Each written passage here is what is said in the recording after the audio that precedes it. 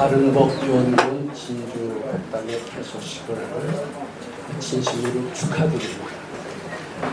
그리고 요새 장마철이라고 아주 악천입니다. 전에도 불고 오시고 서울이나 부산, 전국 각지에서 여기 오셔서 또 가행정진까지 하시고 법문 들으시는 그 인연 공덕으로 주위, 대내 모든 재앙을 숨기고 소원을 성취하셔서 부처님 전에 많이 지으시기를 바랍니다.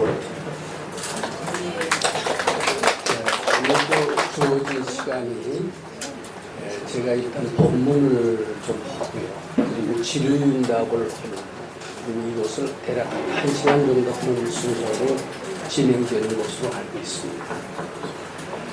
오늘 저는 이런 말씀을 좀 드리고 싶습니다. 우리가 잘 아는 것 같으면서도 몰랐던 참된 불자의 길 또는 참된 불자의 자세는 어떤 것인가 이런 것을 좀 한번 생각하고 말씀드려보고자 좀 깊이 생각을 했습니다. 이제 불자들은 이런 본문을 잘 듣습니다. 불교를 잘 신행하며 부처님의 가르침을 잘 따르기만 한다면 재앙이 소멸이 되고 소원이 성취된다. 이런 이야기를 많이 듣습니다. 특히 부처님의 가피력에 의해서 재앙이 소멸되고 소원이 성취된다. 이런 이야기를 자주 듣고 그런 이유 때문에 불교를 신행하게 되기도 합니다. 또 요새는 재앙 소멸이나 소원 성취는 너무 낡은 구호다. 행복해지는 것이 불자의 진실한 대부분 불자들의 목적이다. 부처님의 가르침을 신행을 함으로써 진정한 행복을 얻을 수 있다. 이렇게들 스님들도 말씀하시는 분들이 많습니다. 또 이제 아주 본래 불교의 목적인 불교를 잘 실행함으로 말미암아 큰 깨달음을 얻을 수도 있다. 상락가정의 열반의 삶을 살 수 있다. 이렇게 얘기합니다. 이건 전통 불교의 입장입니다.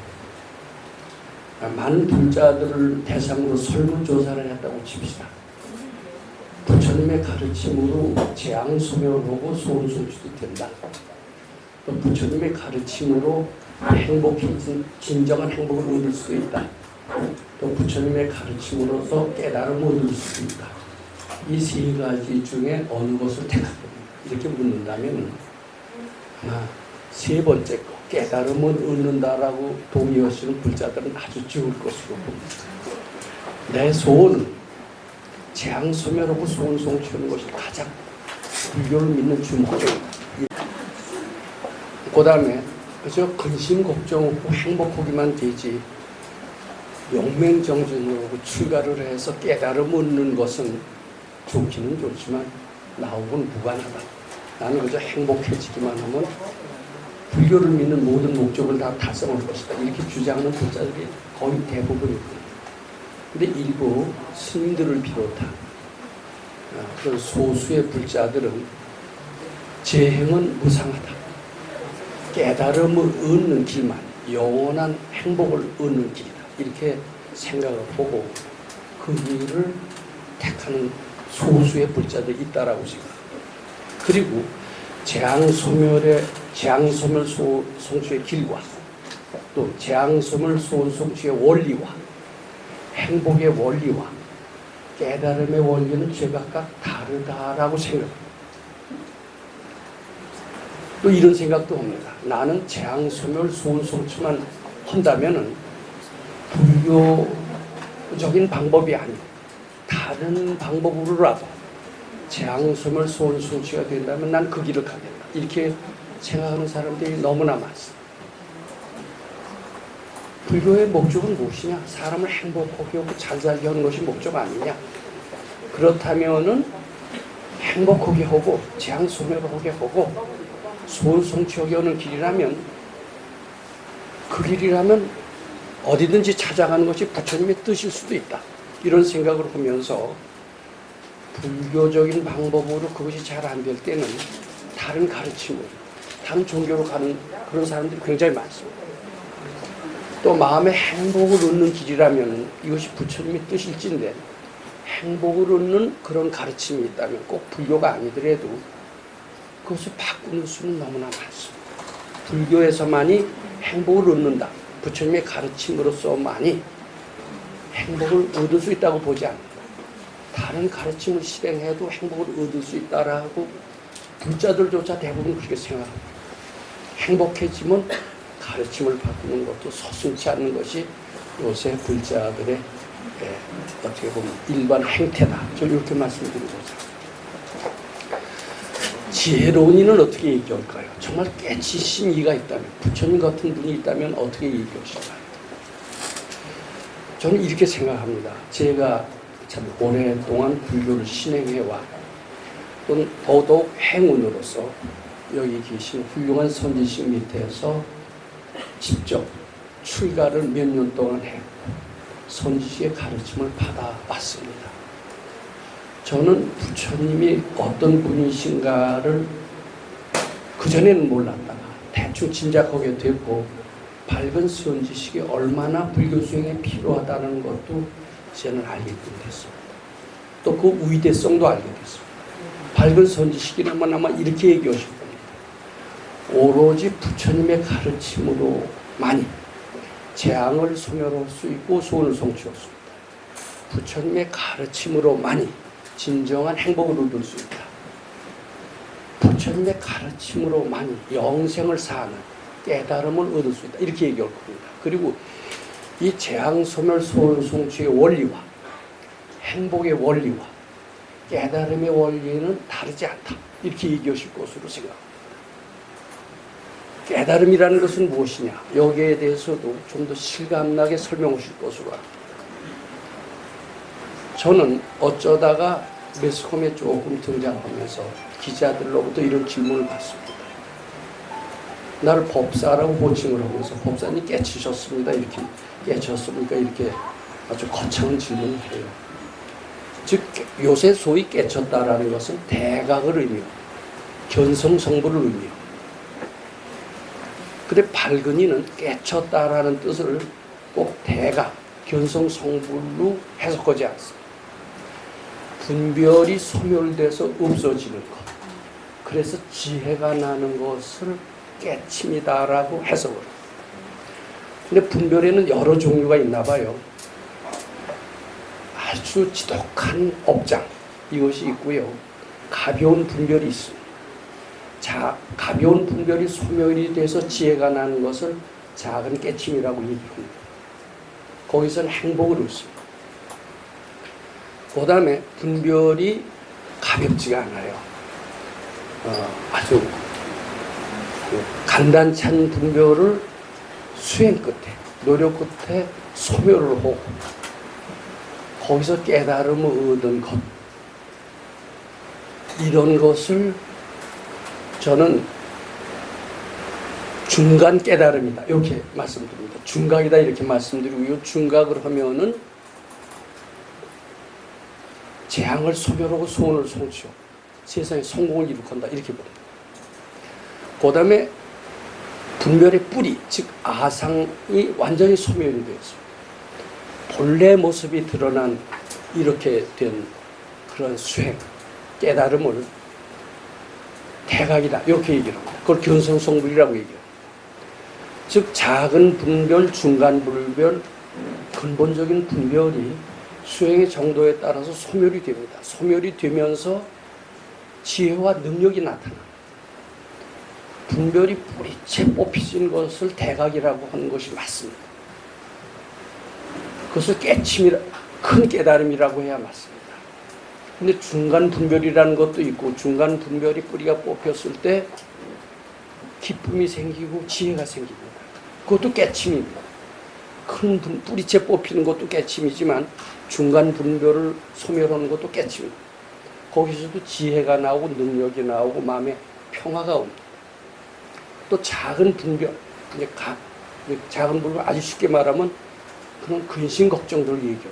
그런 분별도 부처님의 방법에 의해서 소멸이 될 수 있으며 거기서 분별 소멸됨으로써 얻어지는 지혜를 작은 깨침이다 이렇게 얘기하실 것이고 그 작은 깨침으로 말미암아 마음의 평화가 오면 물론 작은 지혜가 생기고 작은 능력이 생긴다 이렇게 얘기합니다.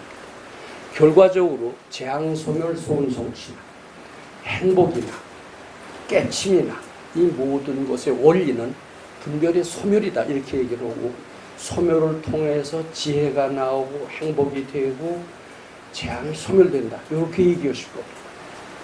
분별이 소멸돼서 없어지는 것 이것은 부처님 가르침을 통해서만이 분별을 소멸할 수가 있고 없앨 수가 있어서 본래 능력이 드러난다라고 발근이는 말하고 있는 것 같습니다. 다른 가르침은 분별을 근본적으로 소멸시킬 수 없다라고 아마 얘기하실 것 같습니다. 단지 분별을 눌러 참아서 일시적으로 그 기승을 부리는 것을 잠재워서 부분적인 행복, 부분적인 능력, 부분적인 재앙소멸이나 소운성취는 이룩할 수가 있어도 근본적인 재앙소멸이나 소운성취, 근본적인 행복, 근본적인 지혜는 오로지 분별을 완전히 분별을 소멸시키는 방법을 일러준 부처님의 가르침만에 의해서 이루어질 수 있다. 이렇게 얘기하실 것으로 저는 믿게끔 됐습니다. 이것은 불교를 이해하는데 다른 종교와 차이를 이해하는 데 굉장히 중요하고 불자들은 이런 이해를 바탕으로 해서 불교를 진행할 때 불교를 꾸준히 오랫동안 믿을 수 있다라고 이렇게 생각합니다. 자, 그러면 이 지혜니 행복이니 능력이니 이게 같은 원리예요. 즉 분별이 소멸됨으로써 이루어진 결과라는 의미에서 같은 원리에 의해서 이루어진 결과다 이렇게 얘기하시면 거의 틀림이 없습니다. 자, 그럼 제가 질문 하나 드리겠습니다. 질문은 이 이해를 돕기 위한 질문입니다. 어떻게 보면 좀 괴상한 질문일 수도 있습니다. 우리 유명한 임진왜란을 잘 압니다. 임진왜란 때 아주 나라를 구한 두 대표적인 인물이 있습니다. 하나는 서산대사고 하나는 이순신입니다. 우리가 다 아는 사실입니다.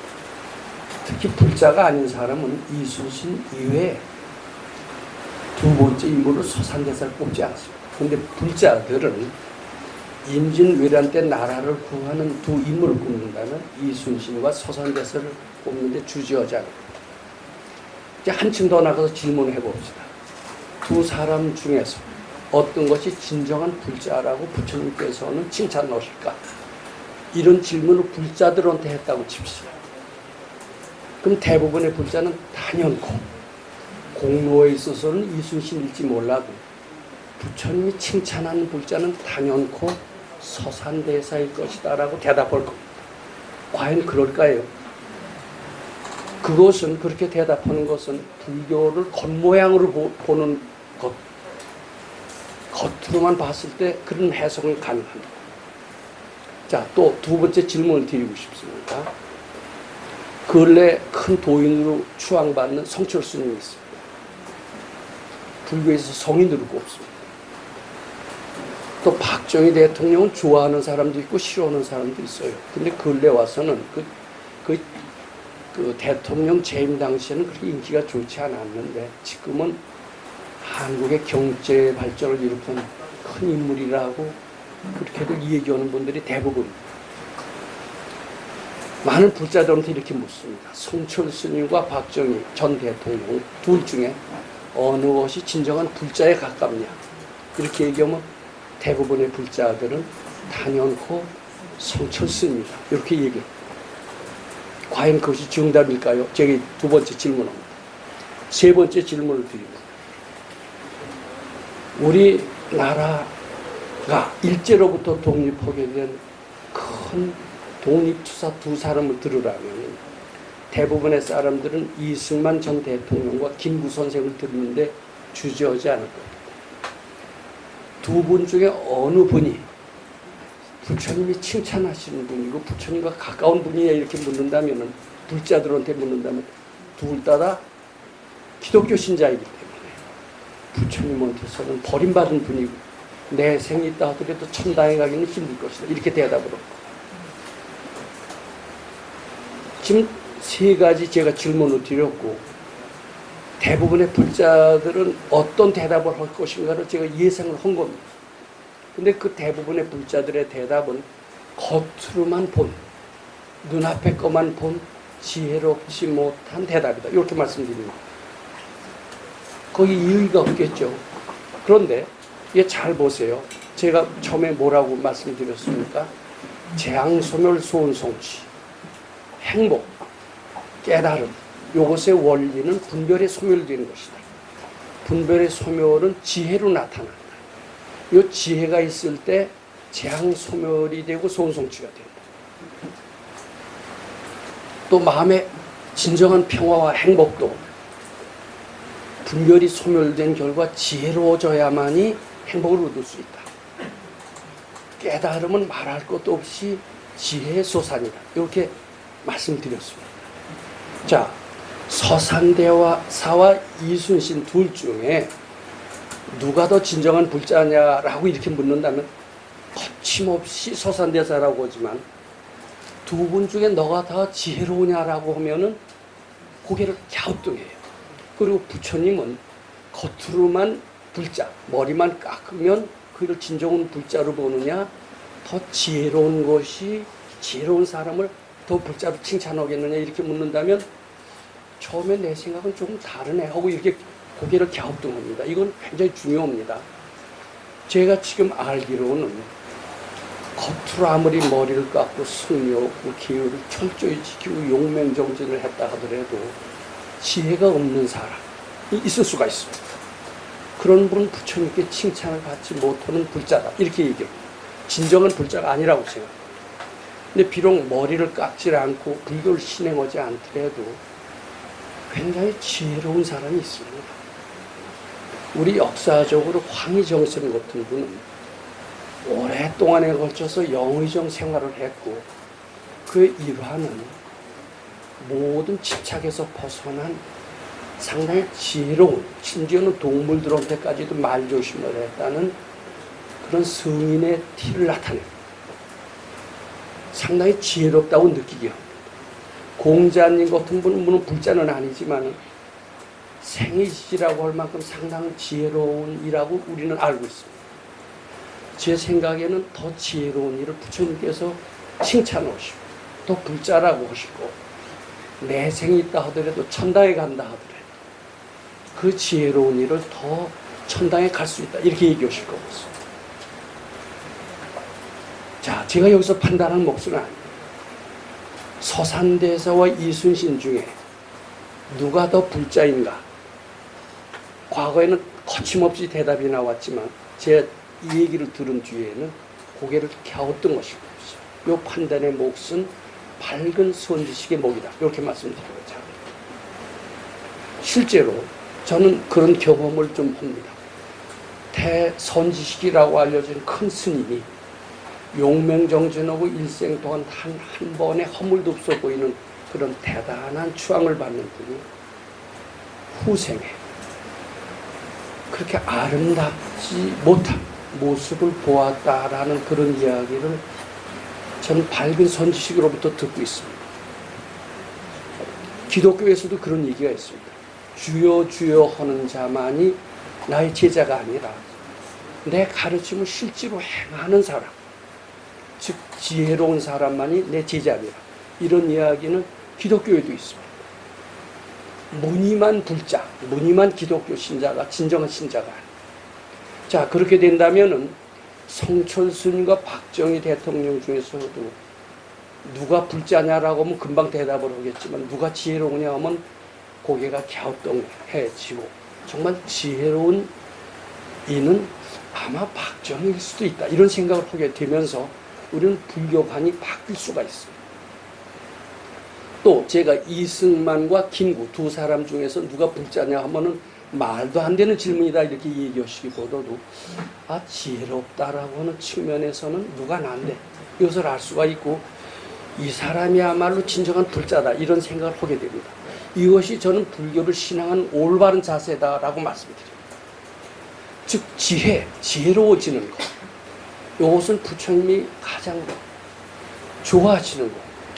지혜로워지는 길을 가는 것을 부처님이 기쁘게 해드리는 길이고, 이것이 진정한 수행이다. 수행의 자세다. 저는 이렇게 말씀드리고자.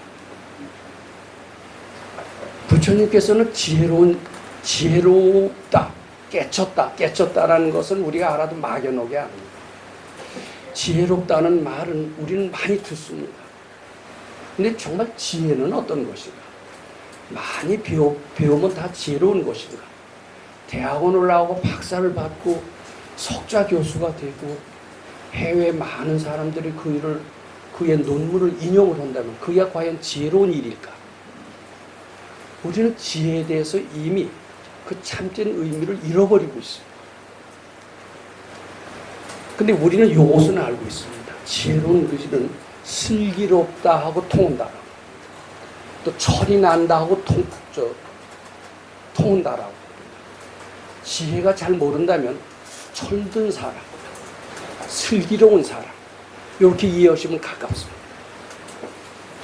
근데 철든 사람, 지혜로운 사람은 우리나라를 선진국으로 대겨오고 과학 문명을 발전시키는데 별 기여하지 못한다라고 생각해요. 많이 배워야, 하버드 대학을 나와야 과학을 발전시키고 우리 국가를 선진국으로 만들지, 철들고 슬기롭고 지혜로워지는 길은 우리를 약간은 행복하게 할지 모르지만 우리 국가를 선진국으로 만들고 세계 1등 국가로 만드는 데는 별로 상관이 없는 것이다. 즉 지혜와 국가 발전 상관없이 봅니다. 이것은 지혜의 참뜻을 모른다, 이렇게 봐야 돼요. 더더군다나 지혜를 일깨우는 방법에 대해서는 우린 더더군다나 모르고 있습니다. 학교에서 많이 배워서 지식을 키우는 방법은 알고 있어요. 대학 가고 대학원 가고 소위 박사를 따고 또 해외 유학 가서 박사 따면 지식은 넓어집니다. 아는 것은 많아져요. 아는 건 많은 사람이 과연 지혜가 있을까? 여기서는 갸우뚱합니다. 또 지혜를 얻었다고 하더라도 그것이 우리 밥 먹여주느냐, 그것이 우리 국가 사회를 발전시키느냐, 이렇게 묻는다면 아무 발전에 도움이 안 된다라고 얘기하는 분이 대부분입니다. 그리고 지혜 교육으로 하는데 그렇게 꼭 필요성을 느끼질 않습니다.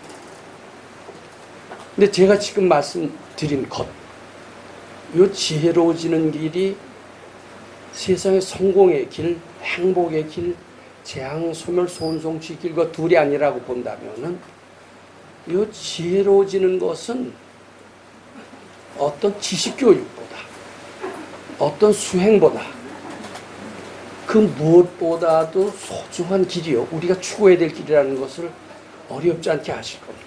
제가 오늘 이 자리에서 말씀드리고자 하는 것은, 지혜라는 것은 우리 음식과 공기가 우리한테 꼭 필요하듯이, 즉 밝음, 철나는 게 얼마나 중요해요. 아무리 철 없으면 아무리 먹을 것이 많아 행복한 삶을 살 수가 없어요. 슬기로움이 얼마나 중요해요. 우리 그걸 잃어버리고 있어요.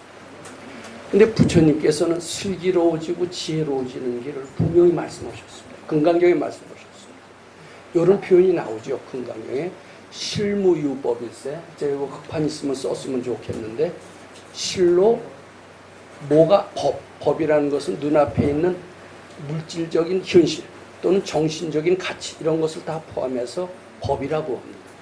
근데 우리가 보는 눈앞에 있는 물질적인 이런 현실 또는 정신적인 어떤 그 현실, 이런 것들이 실로 다 허상이라는 얘기예요. 실무유법이 발 안우 따라 삼약삼보리 심자니라. 즉 실무유법을 연습하는 것이 지혜를 키우는 길이다, 이렇게 봐야 됩니다. 즉 눈앞에 있는 현실, 부귀영화에 집착하는 것은 지혜로운 길에서 멀어지는 것이고, 그것이 있는 것으로 보는 겁니다. 아, 돈은 꼭 필요하다. 이것은 실무유법에 가르친 거 멀어집니다. 고통이라는 것은 꼭 있는 것이다. 이것도 실무유법을 실천하는 것과 멀어집니다. 네가 있고 내가 있고 가족이 있는 것이다. 이것도 실무유법을 실천하는 데서 멀어집니다. 즉 유라는 것을 인정하는 한 실무유법과 멀어집니다. 그럼 어떻게 해야 된다는 말이냐? 구름 잡는 이야기 그만해라 뭐 이런 얘기가 나올 수가 있죠. 아니에요. 구경화는 참이 아니라 허상이다. 내 마음이 지어낸 분별의 결과다. 이렇게 이해하는 것. 이것이 실무유법을 실천하는 것이고, 실무유법을 실천함으로 말미암아 슬기로워지고 지혜로워지고 행복해지고 재앙소멸해지고 소원성취해서 능력자가 되는 길이다. 이렇게 저는 이야기하고자 합니다. 실무유법 1세, 실무유법. 이 단어는 금강경 전체를 대표하는 한 단어라고 얘기해도 충분합니다. 실무유법의 실천 방법을 구체적으로 부처님께서는 금강경 3분에 말씀하셨다고 저는 이렇게 생각합니다. 선지식께서는 금강경 3분을 실천함으로써 분별이 소멸된다고 얘기하셨고, 그렇잖아요. 모든 분별을 착각인 줄 알아. 부처님께 바치는데 그 부처님 형상이 없어야 돼요. 요걸 꼭 제가 형상이 없는 부처님께 바침으로써 본래 없음을 알게 됨으로써 본연의 능력이 드러나 이것이 지혜요 능력이요 행복이다. 이렇게 얘기를 합니다. 우리는 금강경 3분을 실천해서 무슨 생각이든지 착각인 줄 알고 형상 없는 부처님께 바치는 연습을 함으로써 많이 근심 걱정이 소멸되는 것을 알 수 있습니다. 물론 그런 금강경 실천 방법을 하지 않더라도 명상도 하고 또 기독교적인 방법으로 기도도 하고 금식도 하고 이렇게 해도 마음의 평화가 오고 재앙이 소멸되는 것 같아요. 근데 그것은 부분적인, 제가 보기에는 그분들이 들으면 불쾌할지 몰라도 부분적인 재앙 소멸이고 부분적인 행복이다라고 얘기합니다. 진실한 재앙 소멸, 진실한 소원 성취, 진실한 행복은 그 분별이 소멸돼야 돼요. 분별이 소멸돼야 본연의 내 능력이 나오기 때문입니다. 전지정은 내 능력은 분별이 소멸됨으로써밖에 나타나지 않기, 그런 속성을 지니기 때문에 우리는 금강경 3분을 통해서 근심 걱정이 소멸되는 것을 많이 체험합니다. 여기 새벽에 이런 악천후 속에서도 이렇게 오셔서 법문을 들으시는 이유는 바로 금강경 3분을 실천하셔서 마음의 평화를 얻으셨기 때문에 평화는 기쁨으로 이어지고 기쁨은 지혜로 이어집니다. 체험하셨기 때문에 여기 오셨을 겁니다. 이것은 실제로 많은 체험의 결과, 제 체험의 결과 사실이고 이 지혜로워지는 것은 우리가 많이 체험을 합니다.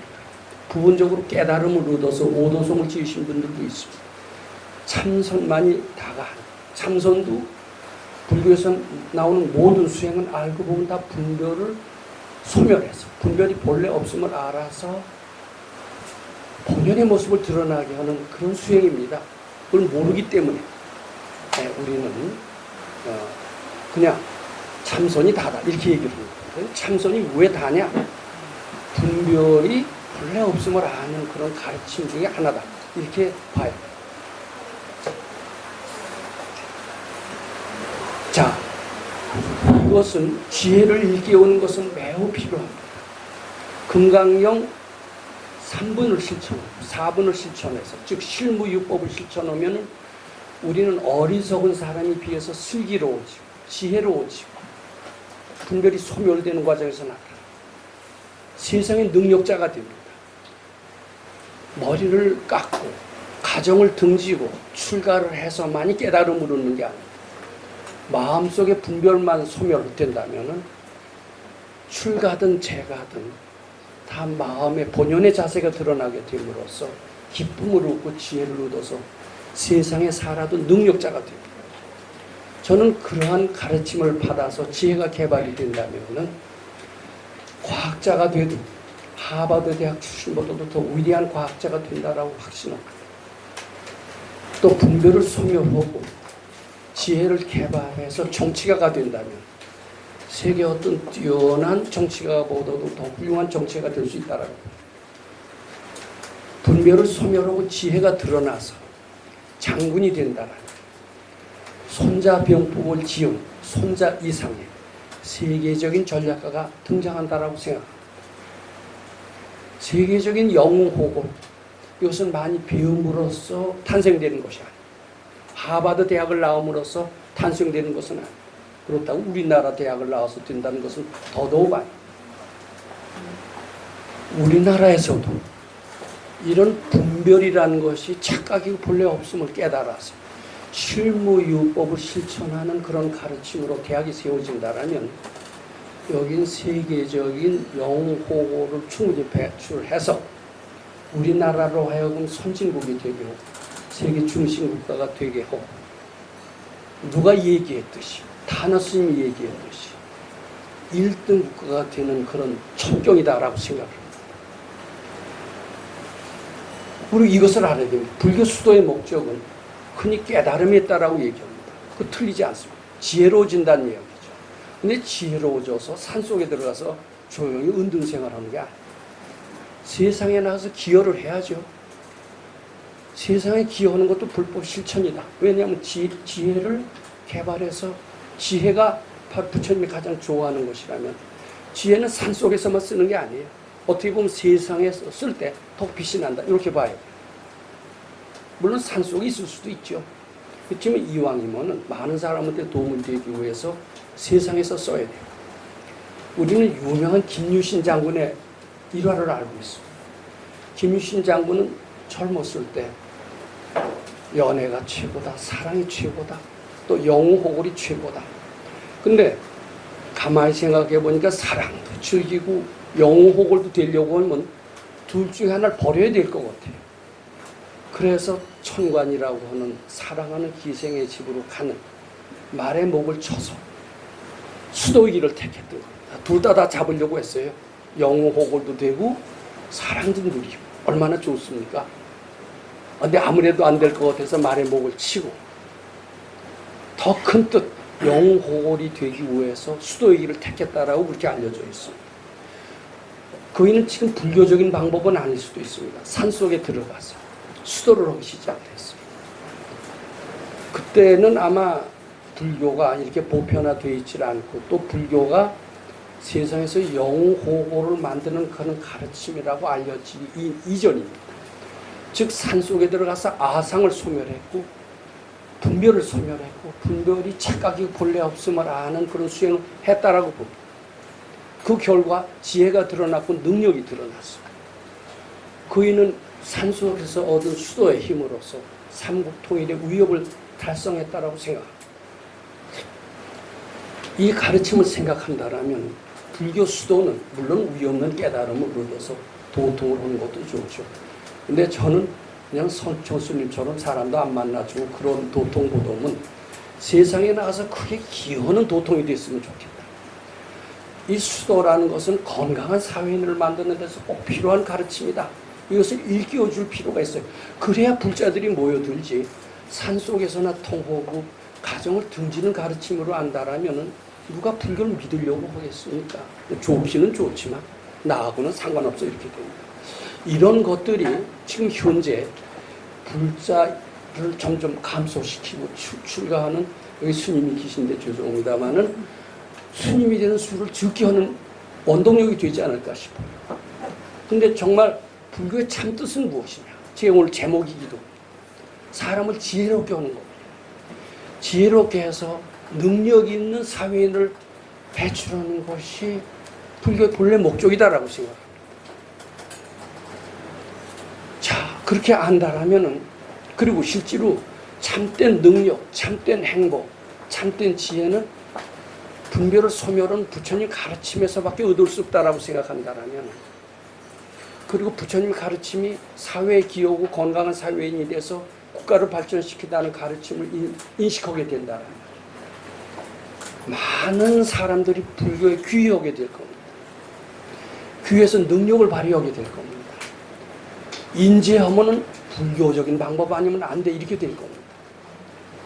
우리는 이러한 부처님의 가르침의 참뜻을 이해하시고, 우리는 그건 어느 정도 실천해서 실감을 느낄 정도에 와 있습니다. 실감을 느낄 정도는 부족하고 더 노력을 해서 진짜 지혜 있는 사람이 돼서 자신의 행복 능력은 물론 국가 사회를 크게 발전시키고 불교를 중흥시키는 이런 일꾼이 되기를 바랍니다. 네, 감사합니다.